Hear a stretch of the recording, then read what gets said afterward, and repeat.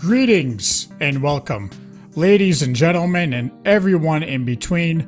I'm John Maysail, back for more Shadow Era Lost Lands Part 3. Close? I hope so. We've done a lot of cards so far in these spoilers. Ally-wise, we've done mostly fatties at this point, but now I have some weenies to release for you guys in these spoilers. First, we're going to start off with Shadow, and we'll take a look at the card here. This card is called Frostflame Harpy. It is a Shadow ally, 2 cost, 1 ice attack, 3 health, and it's active for 0 resources. Target opposing hero or ally takes 1 fire damage.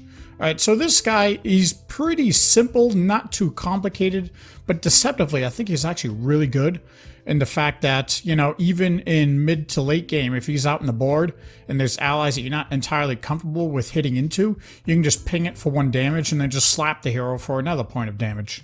If you have first turn advantage and you're playing human and they're dropping a knight, this guy's going to kill it. It's going to do 2 damage to the knight because of the knight's passive, and then it's going to kill it because it's doing ice damage. It's not doing sword or claw attack to it. So Frostflame Harpy is also going to be usable in fire decks. Maybe you're running Flameforge Gauntlets, Infernus, that type of deck, right? Because it's active as fire damage, so it is going to be able to proc those effects. It could be used in an ice-themed deck too, with Kristen's Ridge, because it is an ice attack-based ally. So both styles of decks it can fit right in, and it can fit in with any regular deck too.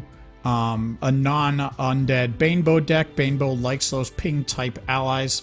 Frostflame Harpy will fit right in for those.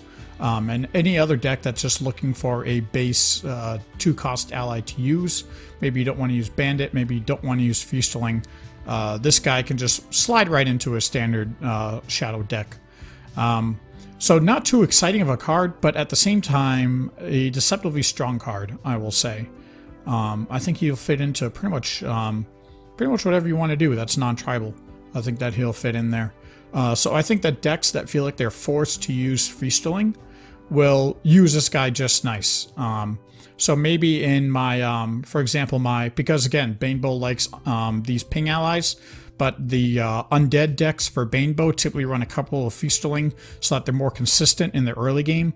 I think I would probably want to use Harpy instead of Feasterling, because I'm not taking that sustained damage from Feasterling.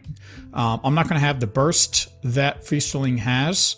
But I am going to have that additional ping damage I like to have in my Banebow decks. And again, it is versatile in the way that if I don't want to attack into an ally, I can just ping one ally, I can attack another one, I can attack into the hero.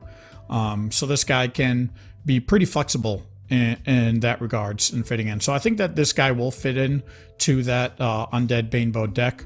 And it might be a slight upgrade overall for that Banebow deck, and the fact that it's not taking as much damage when he's out there, so you don't have to really worry about that sustain. So I'll be happy to see him in there. In that regards, probably could use it in a Magi deck too. Magi using a lot of spells.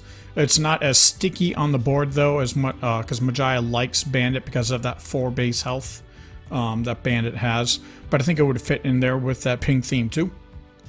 That Magi often likes to run. So you could probably play him in a Zal deck too. Same thing. Zal often wants that extra little ping to finish off allies with his ability. Though allies generally have more, so he could ping once, and if he needs to attack into it again, he can. He's a pretty safe ally in that regards. So I think you can do a lot of things with Harpy. Let's see, any other decks I could probably run him in? Darkclawed, no, not Moonstalker, not Bloodfang. They generally like their Wolven allies. Moonstalker likes his undead if he's not running Wolven. Let's see, possibly a non-Krugel Skirvox. I think this guy could run in there too. Adding that extra ping to the poison ping. So that kind of deck, Harpy could run in there. Again, I already mentioned Banebow. Badoo probably not so much. But again, in a non-type Krugel build, if you're not using Krugel Trapper, you could use the Harpy for an extra ping of damage. I actually don't think that that would be a bad idea to use either. Using this guy, because Bradu does, in those non-Krugel decks, Bradu does like those ping allies too. He often runs Death Mage Thaddeus. We'll use Bobcat for the haste. So it could fit in that type of deck. Yeah, there's really a lot of decks that you can play this guy in pretty comfortably too. He's got the stats you want. He's basically a 2/3, but that 2 attack can be distributed however you want, 1 for 1. So yeah, very versatile.